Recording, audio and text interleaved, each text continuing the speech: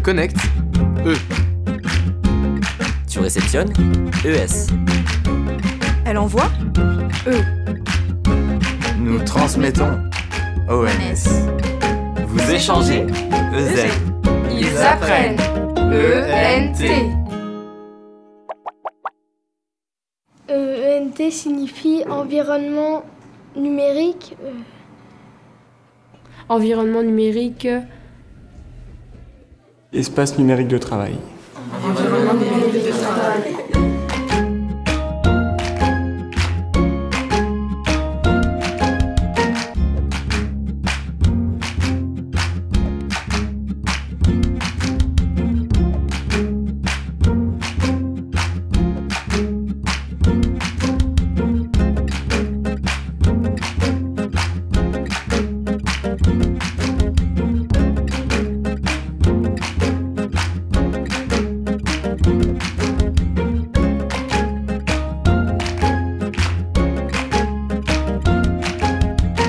Dans ma matière, Place a permis d'apporter beaucoup de choses. J'enseigne la technologie. Je travaille de plus en plus dans le numérique. Je suis en cours de technologie, donc évidemment, j'utilise le numérique. Et Place, c'est en fait le lieu où tout se concentre. Place va me permettre notamment de déposer un certain nombre de documents à mes élèves. Dans la démarche qu'on utilise en technologie, on fait une démarche de projet. Et le but, c'est qu'ils travaillent comme dans une entreprise. Donc on a des groupes de 5-6 élèves. L'objectif, voir combien de temps on tourne dans le vide une fois que vous éteignez le moteur. Donc ils vont devoir faire des activités différentes, tout mutualiser sur Place, et puis tout repartager. Vous vous connectez à Place. J'ai donné la semaine dernière en fait un travail à mes élèves de 5e, et l'objectif c'était qu'ils viennent déposer leurs documents dans le casier texte virtuel. Donc tu cliques sur rendre, tu vas aller chercher le fichier, donc tu l'as bien enregistré sous le bon nom, ok, maquette. Et chaque élève peut avoir accès au travail de son petit camarade de son groupe, et puis dire, attends, tiens, il y a une petite modif qui serait peut-être bien à faire. Et c'est vraiment ce qui se passe dans une entreprise quand on fait un projet. Hein. Ben là, c'est pareil. Grâce à Place, on peut faire ce travail collaboratif. Pour le concours Technobot, ça nous sert pour le robot.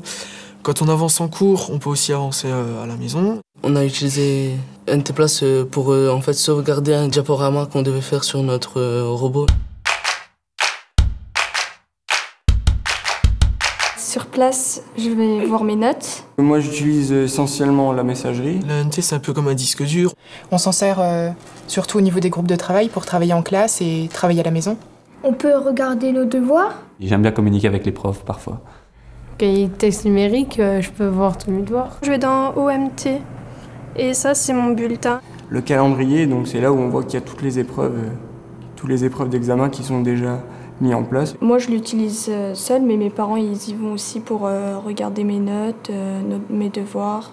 Normalement, ils ont des identifiants à eux où ils peuvent voir toutes mes notes. On peut aller y chercher différents éléments. Alors, souvent, on nous parle des notes, effectivement.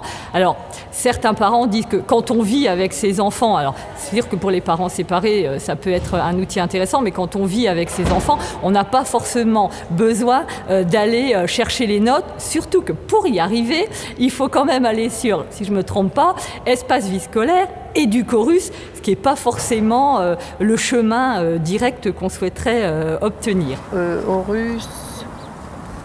Du Chorus, et puis là je tape dans les notes, et puis j'ai les notes qui s'affichent. Ils ne l'ont jamais vraiment utilisé. Minimum, c'est hebdomadaire. Ils n'utilisent pas. C'est moi qui vais pour eux, et s'il y a vraiment des informations importantes, je leur signale, et puis ouais.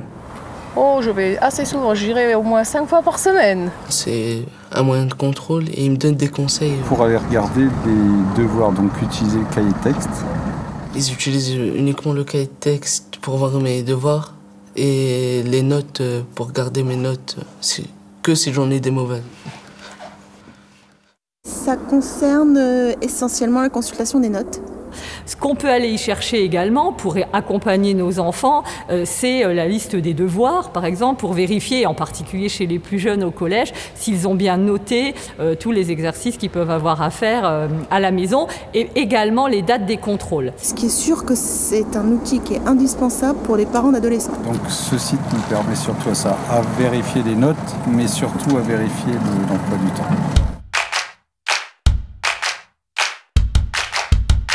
La cité scolaire Pierre-Marie Curie présente la caractéristique de se composer de 2 sites géographiques distincts. Moi, je l'utilise beaucoup pour le suivi de stage. En fait, j'ai des étudiants qui sont à distance. Pour répondre à cette problématique des sites distants géographiquement, l'ENT Place constitue pour nous la meilleure des réponses.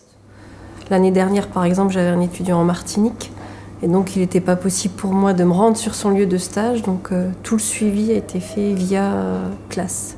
Là, je me connecte avec mon propre compte. Sur le portail, nous avons ici toutes les informations qui concernent les 3 unités d'enseignement. Le collège, le lycée général et technologique et la CEP.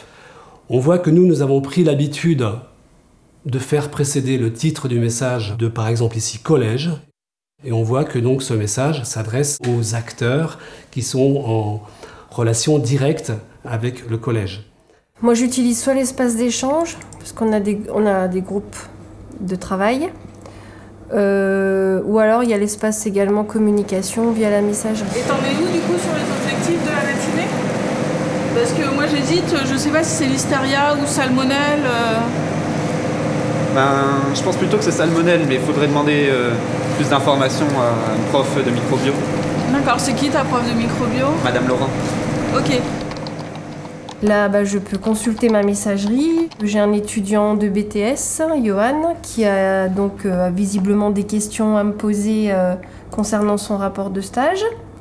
Il a un choix de danger microbiologique sur lequel il doit travailler, donc il me demande des compléments d'information pour l'aider à définir son thème de stage. Donc au lycée Pierre et Marie Curie, les usages sont assez développés. En fait, il y a un accompagnant, un professeur qui est accompagnant, qui est le référent numérique, donc qui s'occupe d'accompagner les collègues dans leurs usages du numérique, dont les accompagnements à la place du lycée.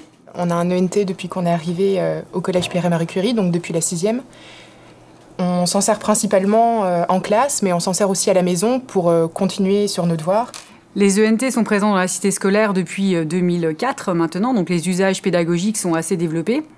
Pour accompagner les enseignants dans ces usages pédagogiques, il y a un référent numérique dans l'établissement, comme dans tous les établissements de l'académie. Ce référent numérique est un professeur de la cité scolaire, donc ici, comme on est cité scolaire, on en a 2, un pour le collège et un pour le lycée. Ces référents numériques sont chargés d'accompagner leurs collègues dans les usages du numérique. Donc c'est bien sûr les TBI, mais c'est aussi donc beaucoup l'ENT depuis qu'il est déployé. Tous les professeurs de ma classe l'utilisent actuellement en tout cas. Surtout la prof d'informatique. Sinon, il y en a qui ont du mal à s'y mettre. La prof de maths, elle l'utilise pas tout le temps en fait. Alors la première activité que j'ai proposée aux élèves, c'était une compréhension de l'oral. Donc c'est-à-dire que l'élève avait récupéré le fichier son chez lui à la maison et a découvert la grille de compréhension en classe. Donc là, le gros avantage des baladeurs, c'est que les élèves travaillaient à leur rythme. C'est-à-dire que dans le temps imparti, ils pouvaient écouter autant de fois qu'ils voulaient l'enregistrement, faire des pauses lorsqu'ils le souhaitaient, c'est-à-dire lorsqu'ils en avaient besoin. Donc en fait, c'est vraiment l'élève qui gérait son écoute. La deuxième activité que j'ai proposée, donc c'était une activité d'expression orale, donc dans la cour de récréation, où les élèves s'enregistraient donc avec les baladeurs MP3, 2 par 2. Et donc là, on avait une activité d'expression orale en interaction. Do you often tidy your room? Yes, I always tidy my room. Et donc la troisième activité que j'ai proposée, c'est un travail à la maison. Donc là, c'est un travail déjà de discrimination orale. Donc il doit s'exercer avec son baladeur à prononcer les questions. Il doit s'écouter pour voir s'il a bien respecté l'intonation. Et une fois qu'il est satisfait de son travail, il doit me le rendre sur place. Do you always make your bed? Do you often cook dinner? What time do you homework?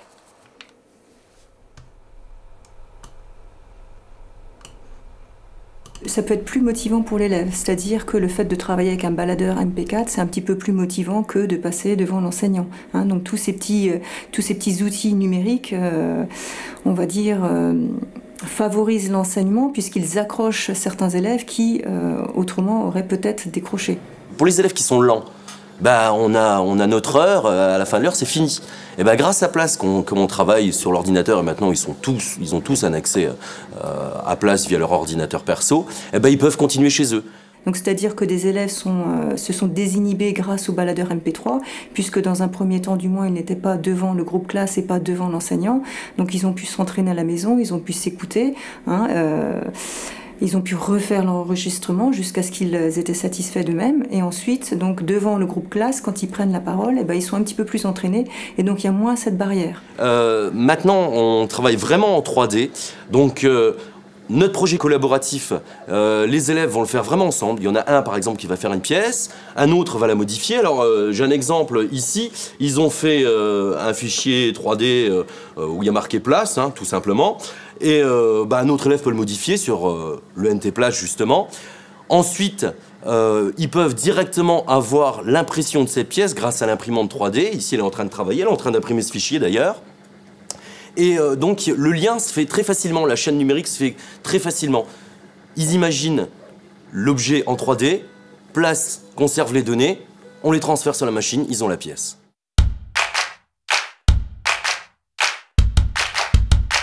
Outre son utilisation pédagogique, l'environnement numérique de travail Place a un intérêt particulier à l'EREA, au vu de nos élèves qui sont porteurs de handicap, et notamment pour ceux qui ont des gros problèmes d'organisation. Donc on vient de terminer l'activité sur la réponse adaptative cellulaire. Je vais enregistrer le fichier dans le réseau de l'établissement et sur place, dans le cartable numérique, et vous le retrouverez dans le dossier petit 2, immunité adaptative. Donc on va dans quel dossier? Classeur numérique, terminal S.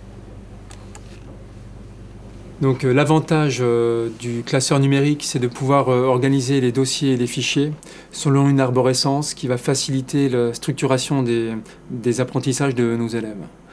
Ou par exemple sur ce dossier-là, les élèves, grâce au numéro et au nom des fichiers, ils vont retrouver le cours et les activités ou les fiches d'activités qui ont été utilisées dans cet ordre en classe. Il y a des personnes dans cet établissement qui sont en tout numérique. Donc bon, ils n'ont pas leur trousse, etc. Donc ils utilisent vraiment que Place. Donc l'avantage de Place, c'est de pouvoir organiser les cours et les fiches d'activité de la même manière que sur le réseau de l'établissement, mais accessible de l'extérieur.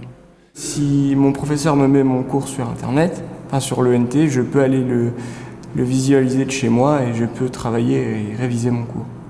Lorsqu'on commence une activité ou un nouveau chapitre, on peut mettre des documents vierges, des cours à compléter, des fiches à compléter sur place pour qu'ils puissent les récupérer chez eux, notamment lorsqu'ils sont absents ou pour ceux qui sont absents pendant plusieurs semaines, parce que des fois ça arrive.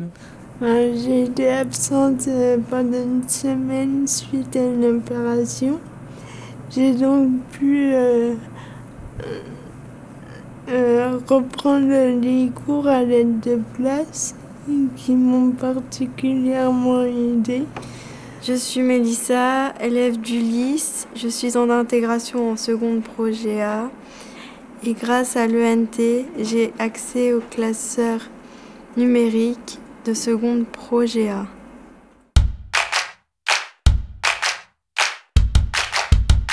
Alors les souhaits que je pourrais avoir concernant Place, c'est un outil de visioconférence qui nous permettrait de communiquer avec un établissement soit de l'académie, soit à l'étranger. Ce qui serait pas mal, c'est qu'on ait directement une application qui, par exemple une application bureautique, qui puisse être sur place, il la démarre, il n'y a pas besoin de faire ce petit travail de transfert sur place, l'avoir directement dessus. Place offre un cadre juridique protégé, on va dire, que je n'avais pas avec Internet avant.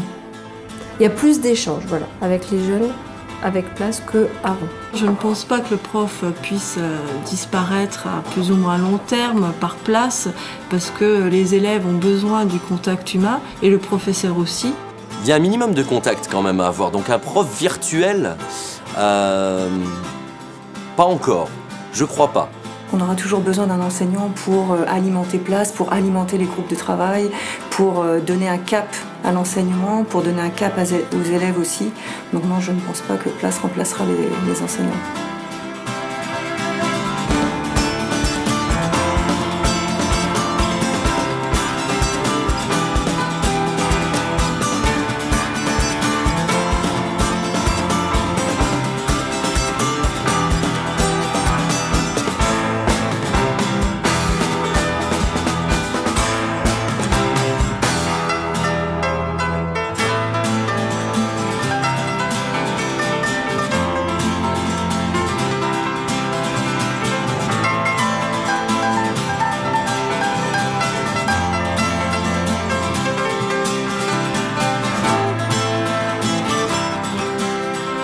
bah là on va peut-être s'arrêter là pour la lumière. Hein, je pense que... Allez, on y va. Maintenant on commence. Non, c'est fini.